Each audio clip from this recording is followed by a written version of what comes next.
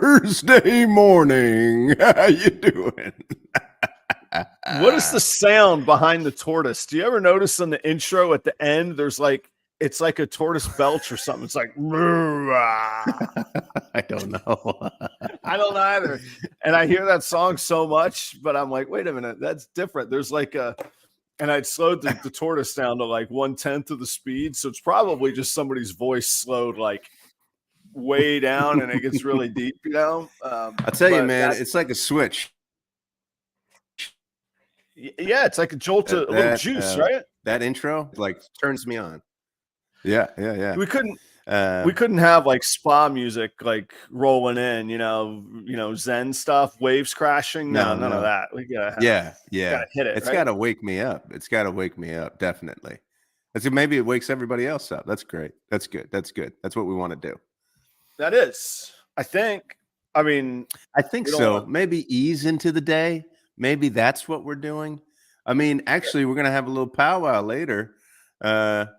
Adam and I, we're going to talk a little bit about, you know, what are we doing here? Is this a hang? Is this reptiles? Is this fun? Is this business? I'm excited about it. Whatever we're doing, I'm having a blast, and I hope everybody else is having a blast too.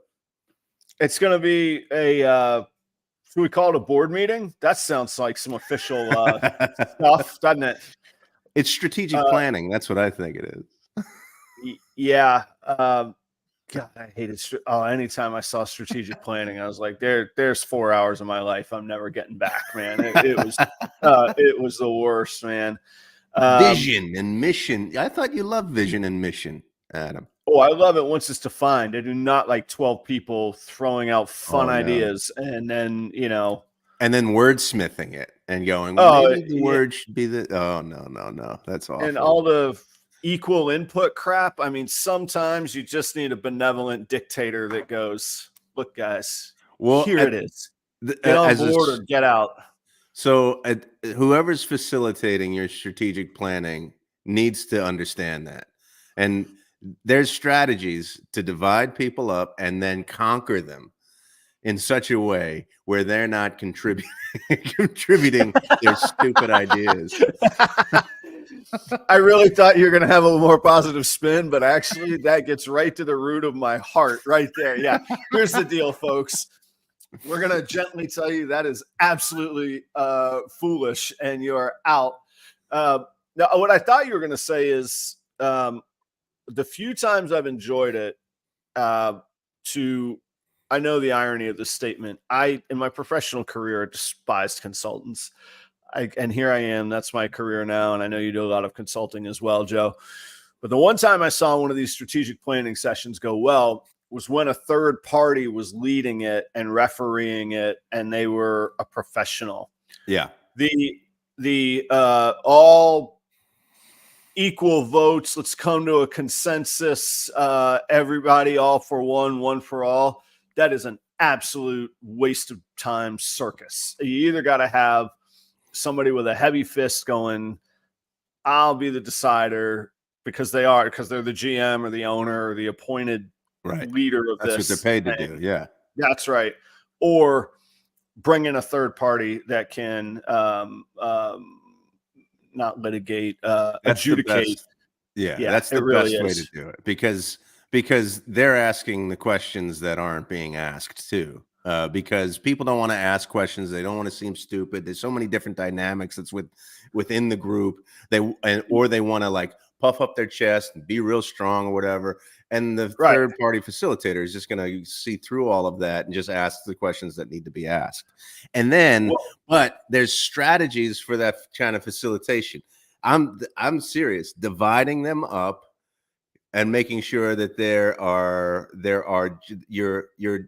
you're dwindling down the voices that are going to be speaking, dividing them up, giving them questions, having each group come up with different answers to the questions, then culling that and going, okay, where are we overlapping here? And so it's not just like a free for all of people given stuff. They have the expertise and the strategy. It would be like a neighborhood group of people getting together and talking about baking a cake. You need somebody that knows the science and how, the expertise of baking a cake. You can want to add extra eggs all you want, but at some point you're going to make an omelet instead of a cake if you keep adding egg. Like, you got to have a rudder on the ship. So anyhow, we're going to do none of that. It'll be a 2-person fight, and we will duke it out. Obviously, my answers will count 2-1 because I'm special and smart. And we'll have the little meeting today. That's what we'll do. We'll planning session.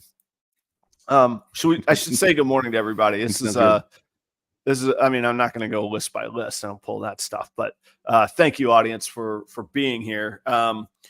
We later on today, we'll get to it. We're not going to jump into it, but I figure like we should like set the hooks. So like the great debate of salary or certainty versus self-employment or uncertainty.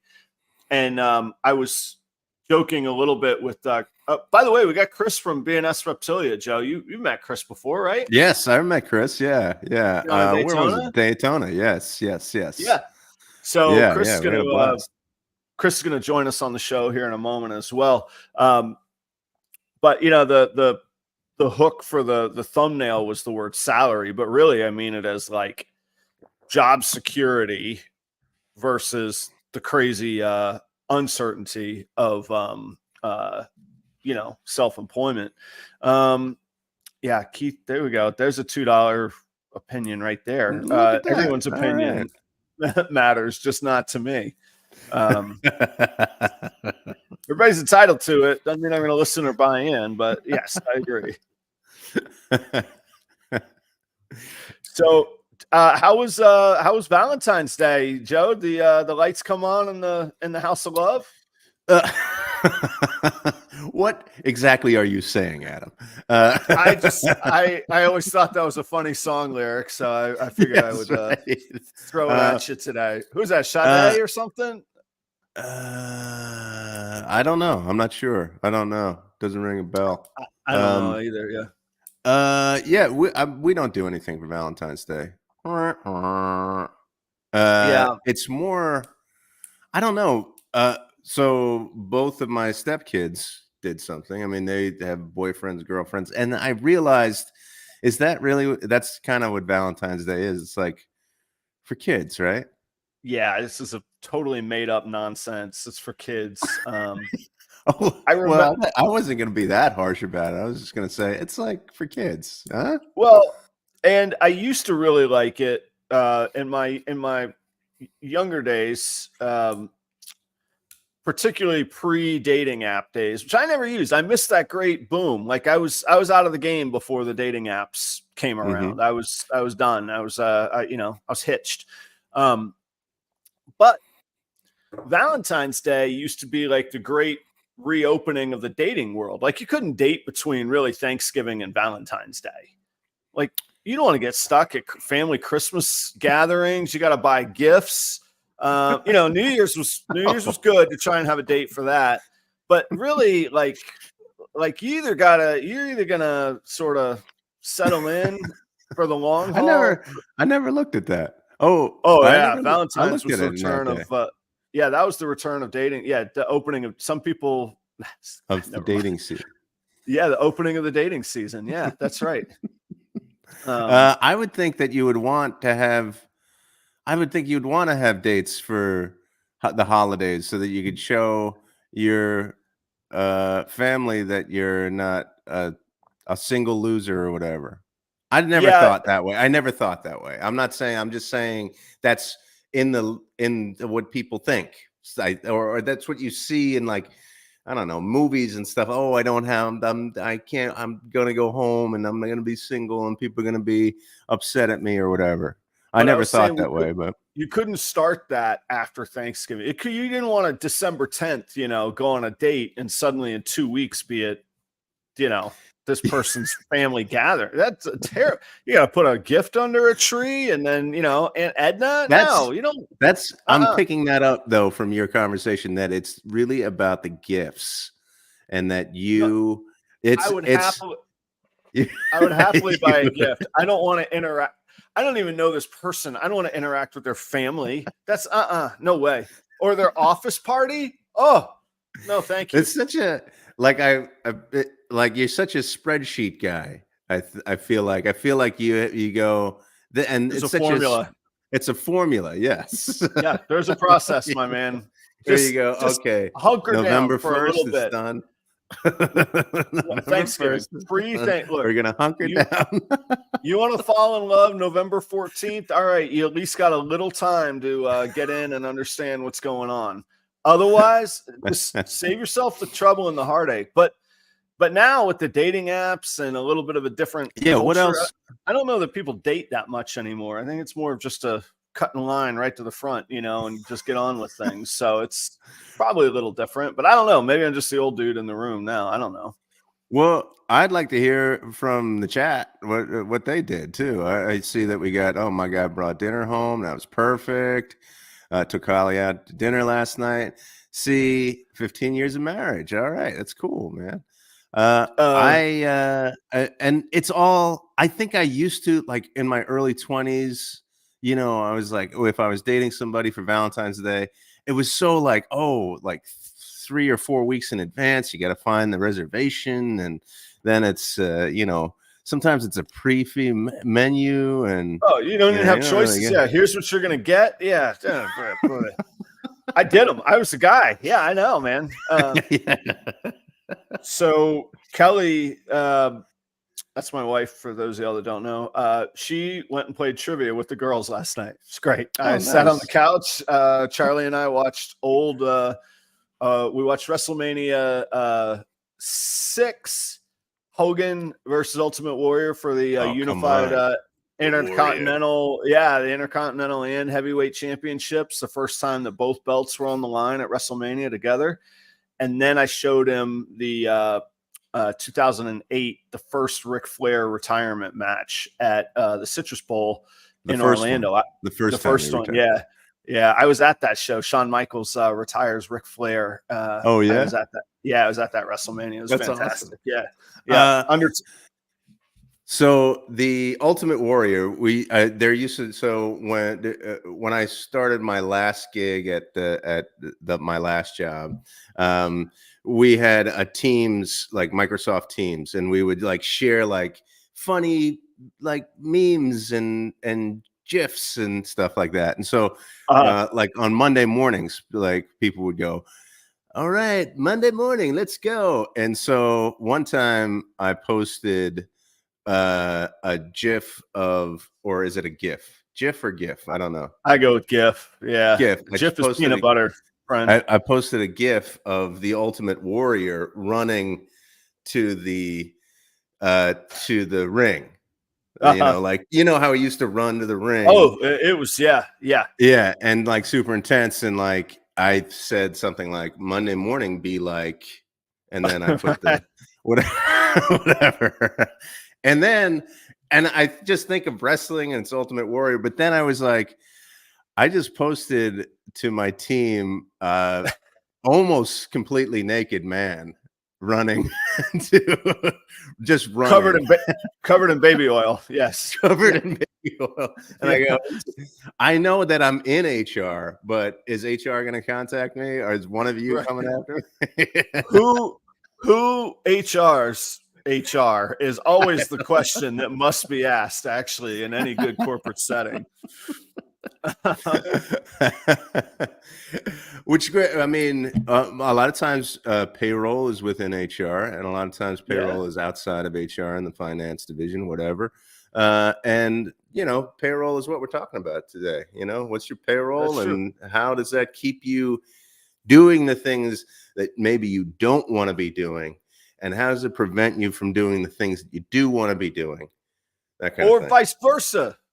Let's not overlook the reality, especially if we go back to our hierarchy of needs. I mean, you talk about keeping the lights on, little job goes a long way in that, So yes, I think there's a couple things there. Should we bring on Chris? I want to bring on Chris. I've been waiting. Just actually, you're the one who's holding them off. Okay. I'm the guy. All right. Well, really quickly before we bring Chris on, let's tell everybody about Creative Genetics. That's Keith out in Fresno, California. Keith's awesome. Keith is great. Keith has one of his studs, and that right over there, there's a little magic happening in that tub. If you all had smell-o-vision, it would be a very active screen this morning. It is we're at the peak of breeding. I don't know about the peak. We're full on breeding season. Keith is working stranger combos into a variety of recessive projects. I have one of his clown axanthic males right now. I also have a snake that I own from him as well, axanthic het clown. But that guy got put on the shelf because I got this other stud for this year. So check out Keith at Creative Genetics. You can find him on Morph Market Instagram. And I know that he has some stranger hets available right now, double hets, triple hets. So check him out. And he's been good to the show. And I own some of the snakes, breeding partner, good guy. Give him a shot.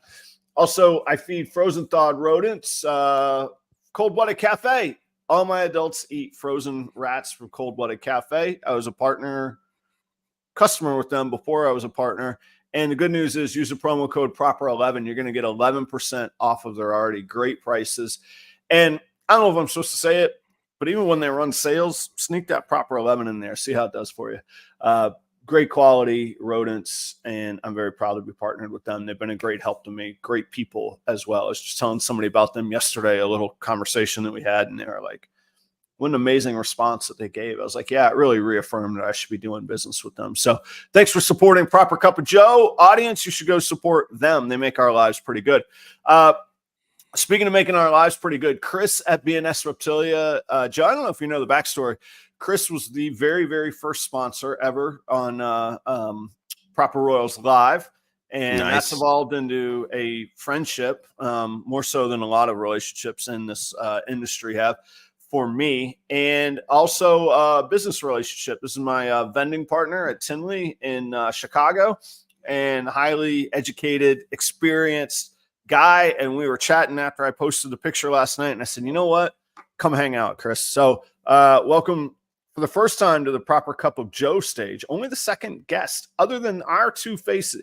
You would think with our faces, Joe, we might have some extra people on from time to time to third spruce guest. things up. Third. There was Jay, and who else? Jay, and then we had US Arc Florida. Do we have them on the morning show? Yeah.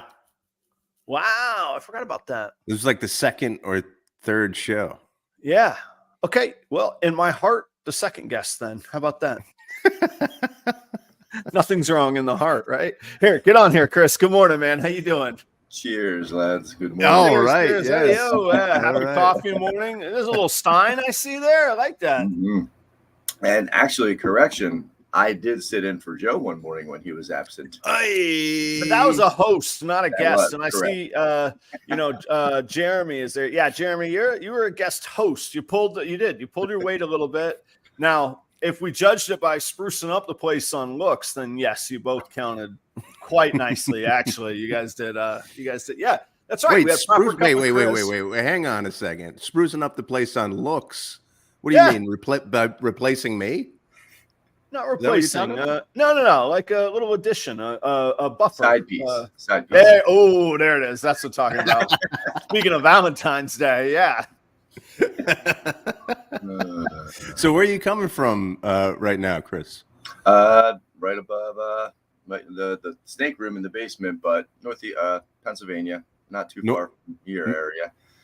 You were in Stroudsburg, right? I was in Stroudsburg. Yep. Yeah. About an hour south of there, so about an hour north of Philly, hour south of Stroudsburg, right? And that's which like what town? What town is it? Sellersville is the actual. Sellersville. Okay. Yeah. All right. Nice. In that area.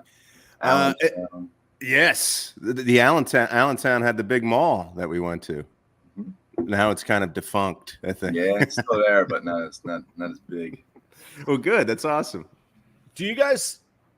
There's certain words like defunct. Do you ever wonder if like that's the negative part, right? It's like a coming apart. Do you ever wonder if there's a word that's just funked?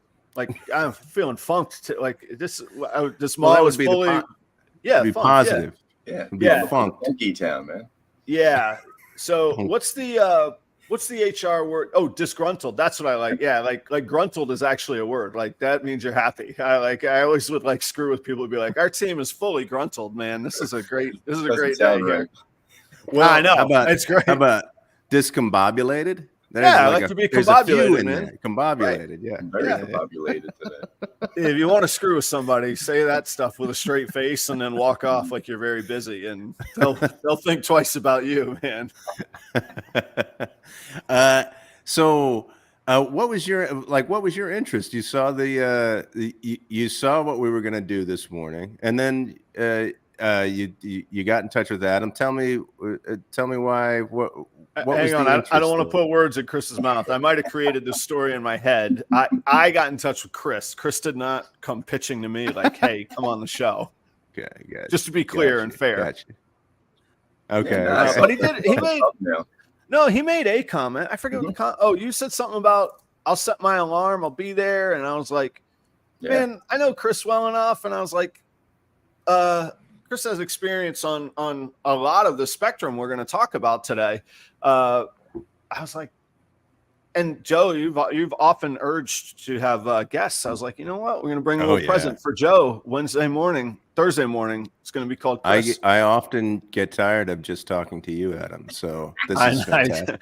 I'm amazed you've stuck around this long. There's a reason I have to have new guests every week on the other show, man. So I had two scenarios that came into my mind this week when I was thinking about this. One very recently, and then that harkened back to another moment that really was, I don't know, it was awful. I mean, it's a funny joke, but a lot of comedy is wrapped in, I wouldn't say tragedy, but frustration maybe.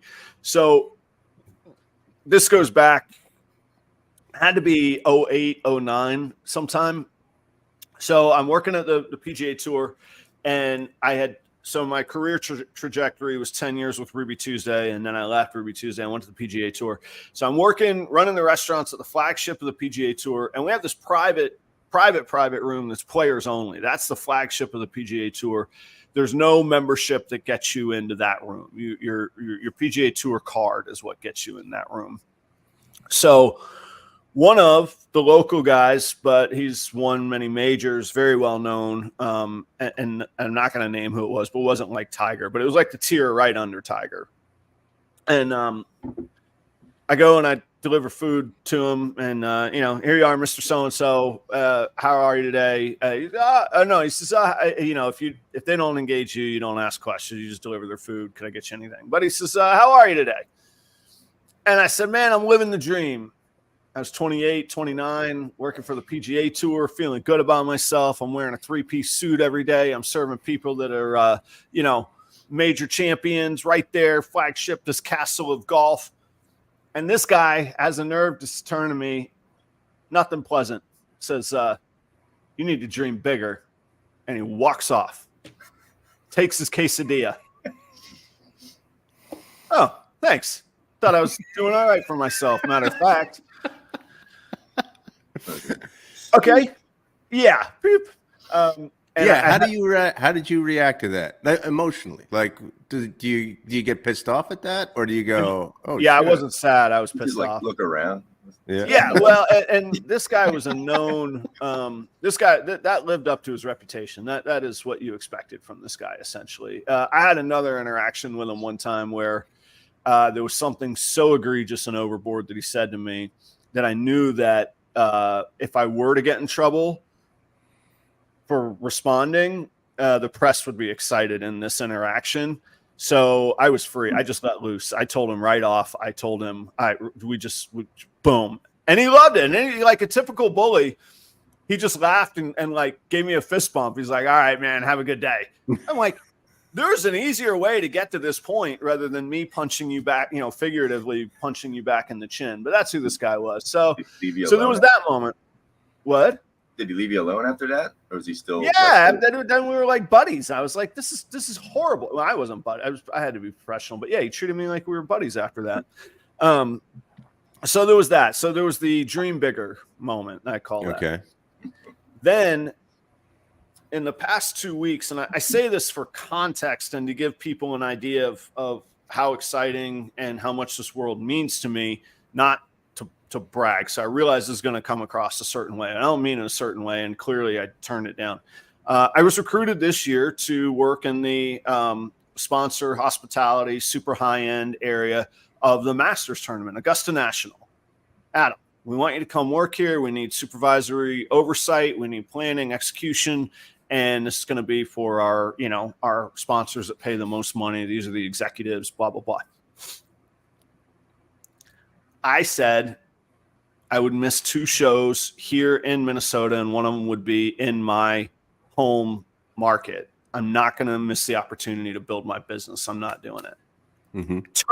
I turned down the Masters. That 28-year-old, 29-year-old that this other guy told to go dream bigger is dreaming so big that he thought so much of himself, that's me, to turn down working at the Masters this year.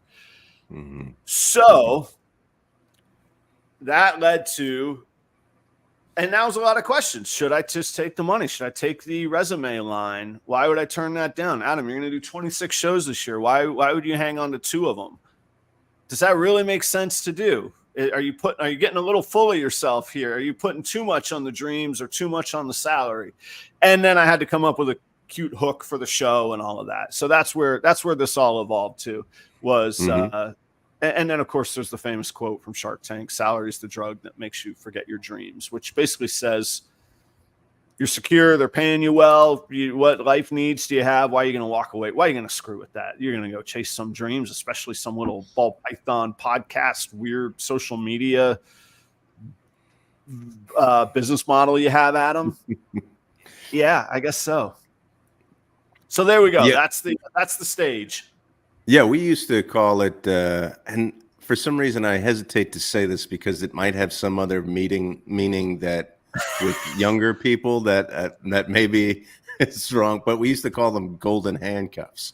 The salary is the golden handcuffs. That's right. Yeah. Yeah, where it's like, precisely. Yeah, you're just chained to this, and the more that you make, the more that you spend, and the more responsibility that you have, and then you have to keep up with those responsibilities, and so you're stuck into this, and then you think about leaving and jumping to that dream, and then you go, and then all of a sudden, out of the blue, you get a raise. You go, okay, I'll take the raise now.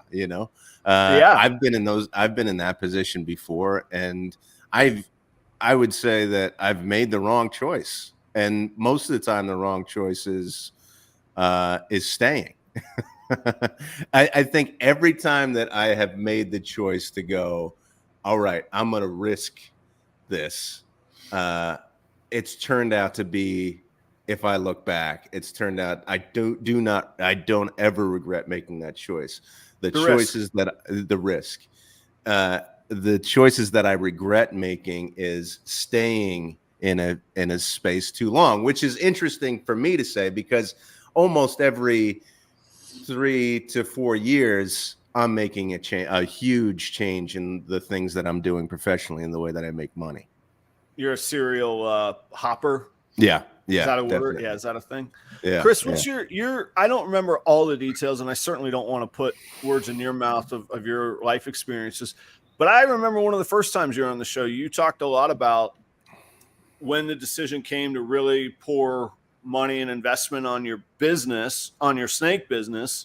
And I think there's been times of both on that spectrum. Talk a little bit about your experiences on that and life, like looking back on life experiences. What do you think of it all? Yeah, no, definitely. I think we're programmed as a society to have to work and get a 9 to 5 or a routine, a Monday through Friday. And I think that's how society programs us. And I think it's, neither here nor there. It's kind of, I feel like it's the government employee to make sure that they're getting their tax money, responsible citizens. It's our parents' ploy too, like in school ploy. Like, I don't remember my parents ever going, hey, you could go one path, but there's this whole other path that's pretty cool too. And that's crazy because my father and my mother's husband were both self-employed. They both own their own companies, and we still never talked about that, That's interesting. Yeah. Yeah. No, I think it's programmed in us to do that. And then I think, when you think outside the box and start working for yourself, I mean, that's genuine. That's what really, I think, sets you apart. I've never had to work a salary job, so I don't know what it's like being, told you have to get a job done, whether you come in at 8 or you come in at 9, but the job is done. You don't leave at 4. So I've never had that in my life. So I've always had, I always think of the hour that I'm working, what am I getting paid that hour? So that's always been my focal. And I've always had to try to maximize that hour of my time, most amount of money that I can get out of it. And then I got fed up. I got fed up in 20, right after COVID. My son was born. I got fed up with an employer. And I was like, you know what? I'm sick and tired of employers just doing what they want and just stepping all over people. So I was like, I'm done making other people rich. I'm doing it for myself now. And then that's what transpired, that whole thing. And it's a big jump. You really got to trust in yourself when you do that. Yeah. It's scary times in the mirror some mornings, man. Absolutely. Yeah. Oh yeah. And I think with you making that leap and that decision just shows how much you envision and value and trust in yourself, to do this, and you're choosing the path. It might not, like you said, it might not be the guaranteed money or the most money, but you're enjoying yourself, and you're genuine about it. It's going to pay off longer. Well, thank you. And to make sure I'm being totally transparent, I stepped away from employment, so I am fully self-employed, but I always kept that food and beverage component safety net. Like I actually just got a text that came through. Somebody's like, can we change our appointment this morning? Yeah, we can. But so I do still keep that component, but it's whittled down. And then the really funny, ironic part is I was thinking yesterday, I got a new rodent rack, and I was like, if this thing takes off and fills up properly, like literally I'm ready to walk away from nearly 3 decades because I got a rodent rack. All that for rats. Yeah, baby. Here we go. The key is, they're very similar as I did the same, I still have my hands in 4 different pots. So, if I need to work 2 days here or 3 days there, if I need to pick up a full-time job, it's right there. All I got to do is pick up my phone. And I think that's important as well. But I almost wish I didn't have that, because it almost makes you wonder if it pushed you harder to focus on the main. I was just about to ask Joe, from an outsider, a little less biased, because I know Chris very well. Joe, is that a hedge? Is that us not going all in, or is that smart diversification? To me, it's smart. It's to make sure that you have those opportunities is good. I think that's a smart move. So I was just, it's funny how poignant this topic is, because I've had conversations about this very topic over the past week with at least 3 other different friends of mine. Oh, wow. In reference to yourself or in reference to them? To them. Okay. So I have one of my closest friends. He's about to land just a contract consulting job as working. He's in tech, and he's going to be a consultant in tech. I don't know. He was trying to explain it to me, but he's worried. But he's a really creative guy, and he's worried that and his creativity is not making him any money right now. And he's worried, though, that if he accepts this position, it's going to overrun his time that he's going to put into being creative. But you still have those responsibilities as you get older. Still got to eat. Yeah, exactly. And he's got a baby on the way too. So that's even scarier.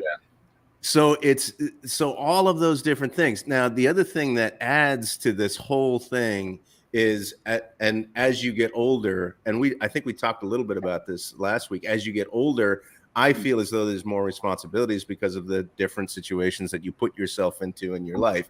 Family, maybe you have a house and you got to keep up with your payments and all of that stuff. You get those things as you get older, and you have to keep up with it. But also, as you get older, you're running out of time. you are running out of time to do the things that you thought that maybe when you were younger you would have the time to do. So there's added pressure, but there's more responsibility, and that makes it tougher. I Just think ratchets up the whole way, right? To make the decision like Chris made, to go, okay, I'm done with this. I'm going to go here. But I think it's super smart to keep your contacts and don't burn your bridges. Well, yeah, I would say to anybody, don't go gracefully. Whatever direction you go, try and go gracefully. Even if you want to burn the place down, don't anybody literally burn a place down. But even if you want to, go gracefully, because part of what's empowered my experience in decision making is the confidence. We all talk about having confidence in ourselves to go entrepreneurially.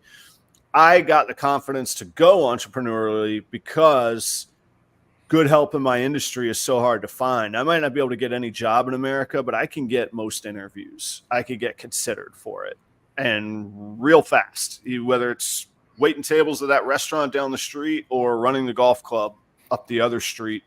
I have a pretty broad spectrum of where I could jump back in really fast that I'm confident of. Now, that reality could strike me in the face and they go, you made yourself the old dinosaur. We don't need you, pal. Yeah, I could be wrong, but in my mind, that's the sort of my safety net that gave me the confidence to go, what's the worst that could happen? I'm really good at one thing. I'd go back to that thing if I need to, Again, I haven't needed to, I haven't wanted to, so I don't know that that's true, but I feel like it is. So I think that's super important. Not that it's a reality, but that you actually feel as though you use the word safety net, that you actually feel as though there's something to fall back on. I think that's super important to be able to make the decision to go, okay, I'm gonna make the jump here, and if it doesn't work, I got this other thing to fall back on. But I also feel as though people who actually have that kind of thing, it's easier for them to take risks and move up. I think that's why, like, generational wealth is an actual thing, because people, and because you have that safety net to fall back on, then you go, okay, well, I'm going to take a risk because I know that I have this money to fall back on. Now, if it's not money, then it's skill, right? And then it's talent. Yeah.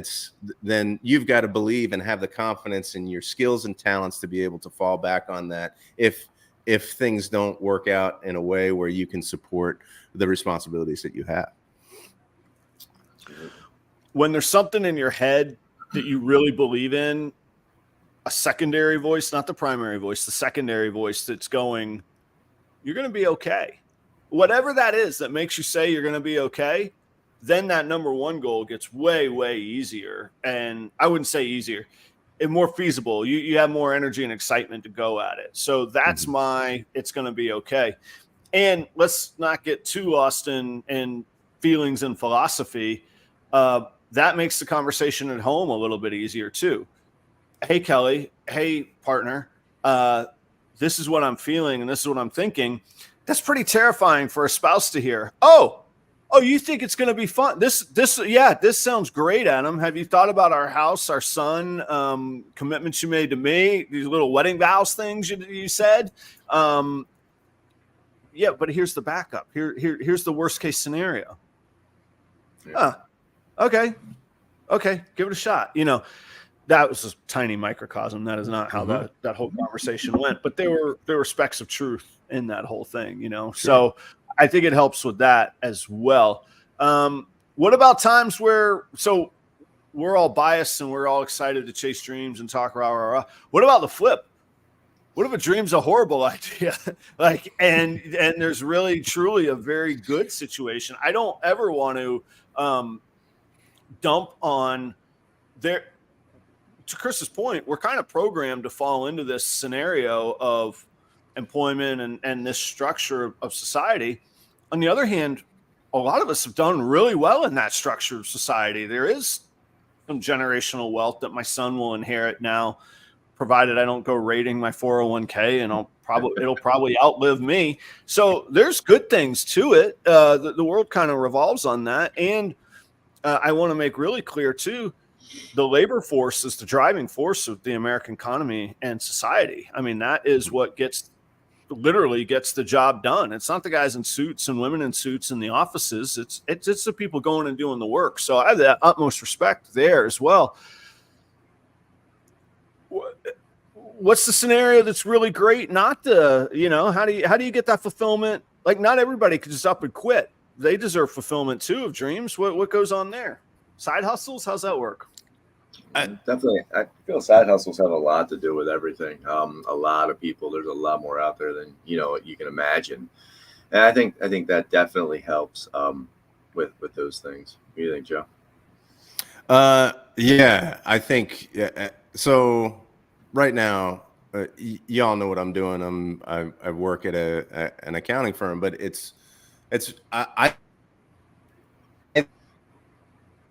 what I'm enjoying about it is working on how things operate and growing the business. That it's not necessarily the content and the numbers side of it. I mean, but what's interesting is also is that I am also doing something like this, and I'm adding some other projects that I'm working on, and so I'm reminding myself often that that is not the majority of my identity. Is not my work.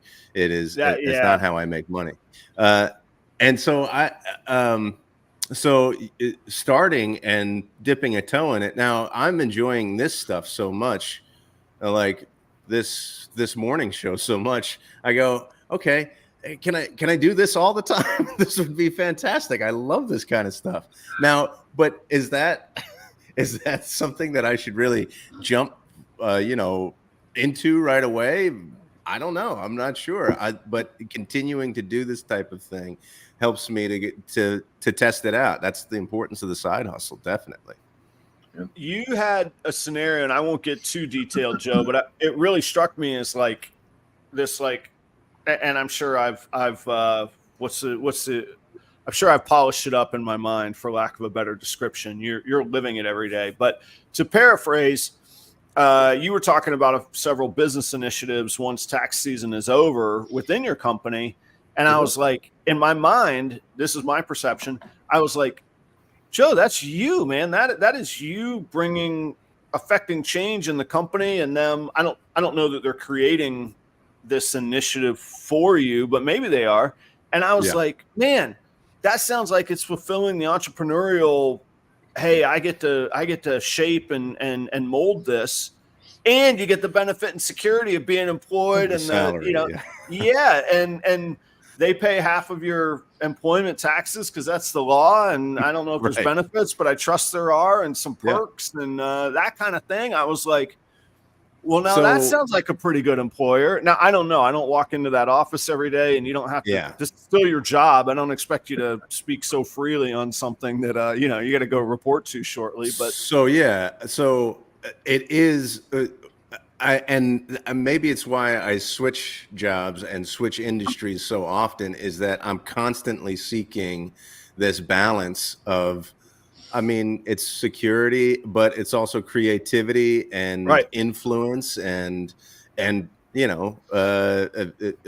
able to exercise what I think are my talents. So it's I've kind of landed, even though it is a salaried position, I've landed in a position where it's like it's very similar to being able to affect change with it. It's a very small firm, so, and we're growing, and that's something that I actually use when I talk about when we've hired. So we just hired somebody. They're going to start in a couple of weeks.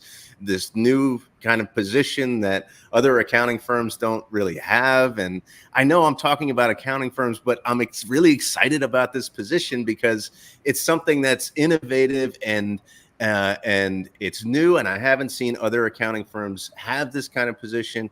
And and we had somebody in mind. We talked to this person, and what I told her was, this is a small enough company that we're a team right now, and there's not really a huge hierarchy.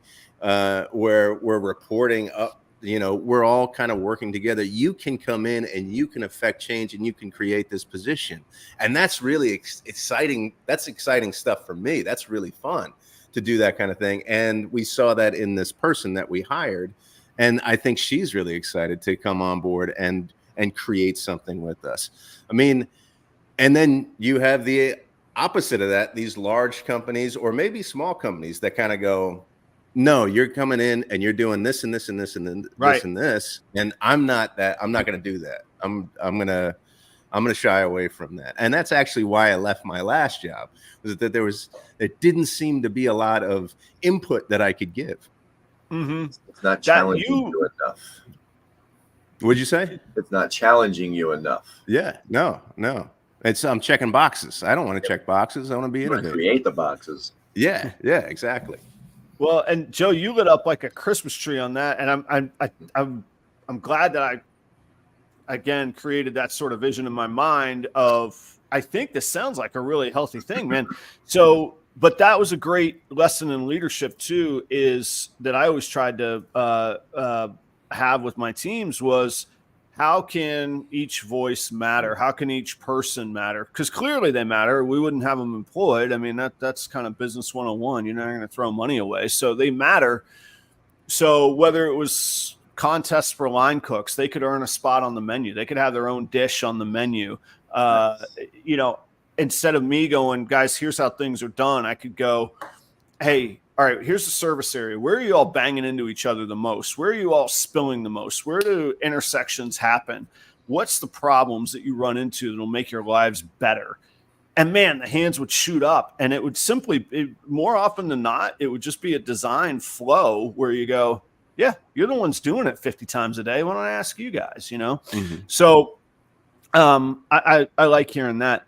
Chris, what would be your perfect scenario with your experience now? And I mean, even perfect dream scenario, even if it's, doing millions in snake revenue or what's your life balance? Cause you have family, you have a house, you have some other investments as well. And then of course you have, about 100 snakes there behind you in the scene too. Yeah. Look at that. Yeah, that's just about 100. That's all. Yeah. Right. Exactly. Just in hatchlings. So I feel like that would be like you said, the most comfortable thing, like work ethic. I think what would right now, see, everybody wants to work for themselves, and working out of your home seems like a great idea. And for some people it is, it all depends. Everybody's situation is differently. If you're old and retired, you have no kids in the house, you can go into another room and work without being interrupted.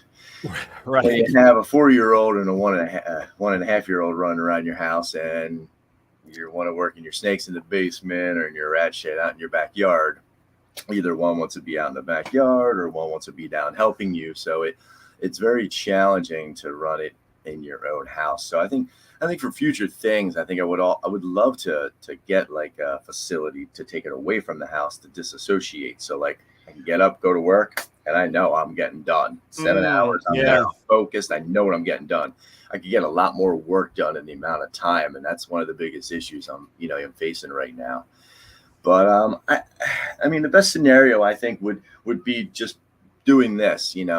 Maybe a little bit larger as far as animal production, because I enjoy the different species. But I would like to expand the drones as well. As much as I hate the work and don't enjoy it. You chuckle, you know what I'm talking about. I know. Yeah. I was telling somebody yesterday, they're like, you're allergic to these things? I was like, yeah, I go through a lot of masks. And they're like, you work in a mask all the time? I'm like, yeah, absolutely, man. Have you looked at the 3M ones that have the charcoal filters on the sides that you can buy the whole unit and just replace the charcoal filters every 3 months?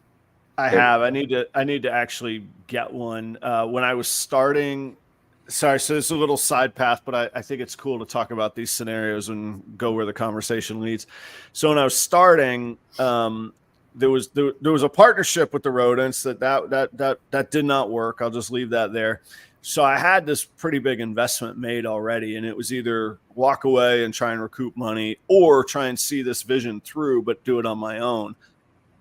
So that was a difficult conversation with my wife, both less financially than the reality of rodents being on our property in the level of thousands. And then a little bit of, this is her own views, but Kelly doesn't really like the idea of here's animals that we're raising to feed to their death, which I don't like. I don't like to think of it that way either, but factually that's correct. So where I'm getting at is expenses started piling up. I had to insulate a shed, unexpected expense. I had to heat it. I had to get the stuff here. I'm doing more work in there, less time with other things. And those ventilators are probably, I don't know, it sounds trivial now. Those ventilators are probably $50-$60, but the N95 pack of 12 masks was like $11. I was like, boom, there's $40 I'm saving right there that could go into, because you got to buy your upstart bedding, you got to buy your startup food, all your feed. Mealworms are, $15 a pound. They're I don't know, I'm making that number up, but they're a fortune. So no, I didn't buy them because of a spreadsheet. I did not. But I looked at them, and I will on the next round. Yeah, I'll get the 2 canisters, and you just unscrew them, change them out, pop them back on. Yeah. That's real nice. I found that to be very nice compared to just a one-step filter. Yeah, and those things, I forgot the days of, for me, the pandemic of the chafing and having it on your face for hours, and then this whole beard adds to it, and the whole thing's gross anyway because you got rodent dust all over you. I'm like, this is all. When I get done in the rodent room, I literally come in, I strip down straight to the washing machine and straight to the shower. Yeah. Yep. But I wouldn't mind expanding them in the future.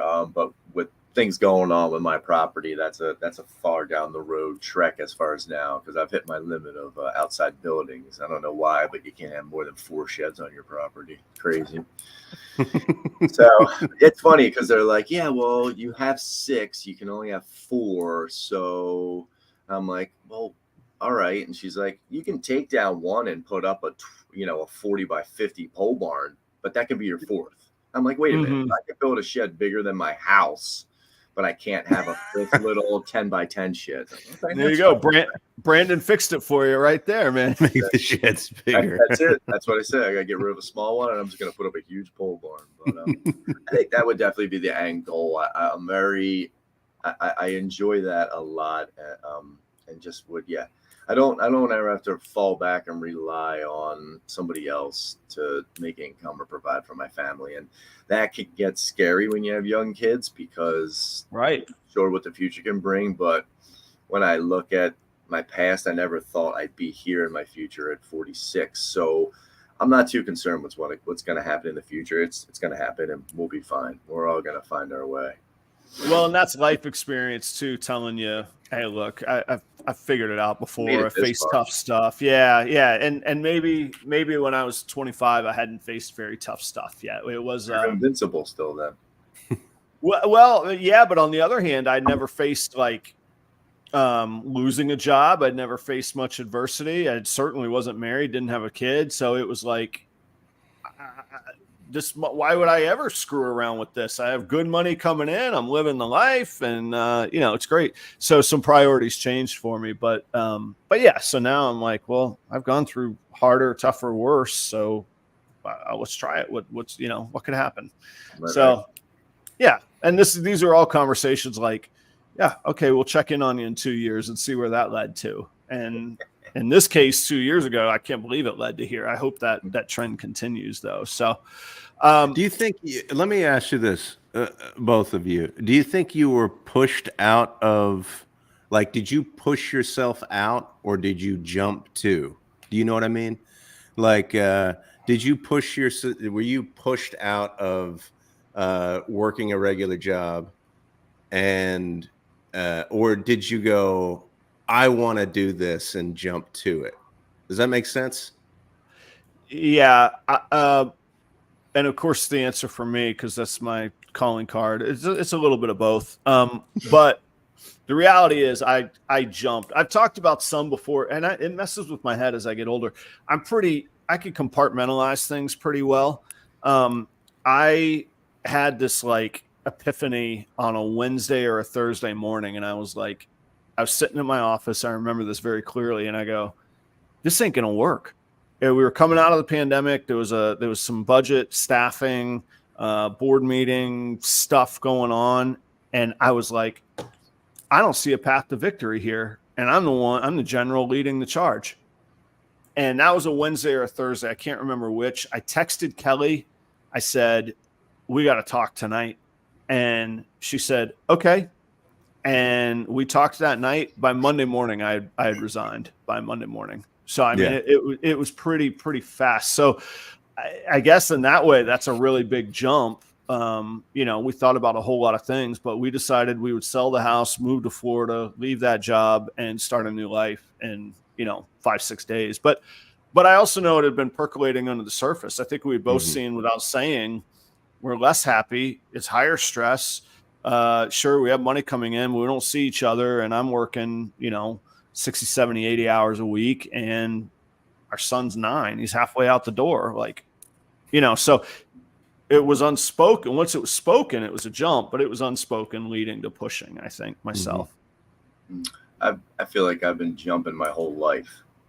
And finally in 20 is when I got pushed real hard. And I feel like I've always been looking for something. My brain's always going. I'm always trying to figure a way to either make money or a different side hustle or something. My mind's always going. And every year I feel like that was the jumping. But then when I got pushed, that's what really kicked me in my rear and made me be like, nah, not anymore.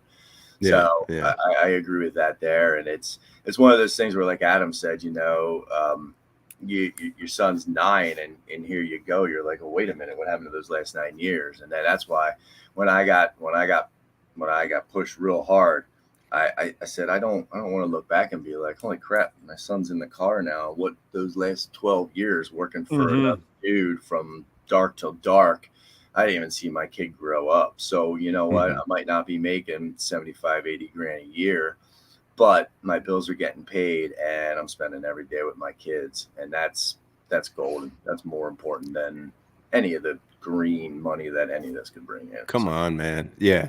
You can't say it better than that. Yeah. I mean, it's just, it's such a, that's the upside that we don't really talk about, that we haven't really touched on, is there's all of that fear maybe, and all of the investment in yourself and confidence that you need to be able to do that. But then the upside of it is just it's so huge. And the upside is you make yourself you make your life what you want it to be. And if that's spending time with your kids, if that is spending more time doing the things that you love, it is that's the upside. That is the thing that you're looking for, that you're searching for. And you get it by making that jump. I think there's like happy money. Like happy money value is way more than regular money. That's good. Yeah. But there's also a thing that happens with happy money is you find a way to grow that happy money. I can't quite quantify it, but I was just kicking it around in my head. Like I'm probably literally working more than as much as I ever have, but I'm at home and my son, we installed a new rack yesterday, my son and I together. That's great. I was asking him about school and all that stuff and the time with it too. So there's happy. It's not like I got lazy leaving that other work. I was okay doing the amount of work. I just wasn't happy and fulfilled. So there's like happy money. And I'm thinking this through out loud at the same time that I'm saying it. But if you're happy, you're probably staying more productive rather than removing yourself from a situation. So a lot of people would say, man, you work all the time, Adam. But yeah, it's fun. I was booking Chris last night at 10:30 or whatever time it was because it was fun. It's just happy money. I don't know. We're not going to make much today, guys. I don't want to burst your bubble. But yeah, there was a little piece of there was some happy pennies, But it was cool to do versus where if that was my old job and I was still working at 10:30 at night, I would have been like, this is absolutely ludicrous. I hate this. This is terrible. And last night I'm like, I got a little while before I go to bed. I'll work on the show a little bit. It's just fun. It's just happy money, you know? So maybe there's a show there. I don't know. Maybe something like that there. 5K and happy money is priceless. You know, it doesn't. Yeah. Expand the difference. Yeah. I agree with you on that. Hey, Chris, for those that don't know, tell people where they can find you, how you can help them out, where they could see you. Thanks for coming on the show today, man. Absolutely. Thanks for having me. Always a pleasure. Mostly Instagram. We've been a little quiet over the winter months, but that's just what happens from September through February. I hunt. I spend the majority of my time in the woods, so I don't do much posting. Animals are quiet, but spring's coming around and we're about to get a lot busier on social media. So Instagram mostly, some podcasts we're on. You can check out Morph Market. We'll be adding some things slowly to that, not too much. Inventory's been moving, but yeah, that's the spot. Cool. You're going to have some, I know you can't be there in person. You're going to have some goodies and brand stuff with me at Tinley at the table? Yep, patches should be in shortly. I'll be sending you a bunch of them. We'll get some stickers and stuff out to you, some cards. Yeah. And probably also kind of like a sheet that's just an informational guide of what we're working on this year, what we're pairing, what we're hoping for, things like that people would just pick up and take with them. Just a card they can know. It'll have the branding on it and our projects for the season, some high points. Last question. How many, Ian, it might just be a ballpark. You might not know the exact number. How many species are you up to that you're working with? There's a reason for Reptilia in your name. How many species now? Standard species, I think we got to be at almost 10. Cool. And then we have maybe another 4 or so growing up. But then there's subspecies within those species. So got it. All right. And all snakes? Are you doing lizards, turtles, that stuff too? All snakes for right now. We may have some redfoot tortoises in the spring. We'll see. That's my wife's venture, so we'll see how that goes. I'll have to help, but stomping around the house, just plodding around, or you keep them? Are they in bins, or what do you got? Where you got tortoises now? Yeah, they're in big, like 7 or 8 foot wooden enclosures I picked up a while ago. So yeah, every now and again you hear them rumbling through the living room, but so we'll see. Right. Pretty fun. Audience, check out Chris. Chris, is always a pleasure, man. I enjoy hanging out, and I'm glad we found this excuse to hang out. Why don't you guys stick around in the green room for just a second afterwards? Joe, I hope you have an awesome day, man. Why don't you take us home out of here, and I'll when you say, I'll click us out of here. Thanks so much for joining us every single Thursday morning. It's awesome. Look at this. We got 34 who are live. It's fantastic. Nice. Please like us. Watch us, share us with your friends, get other non-reptile people to listen, and we'll see you again next week. Adam, go.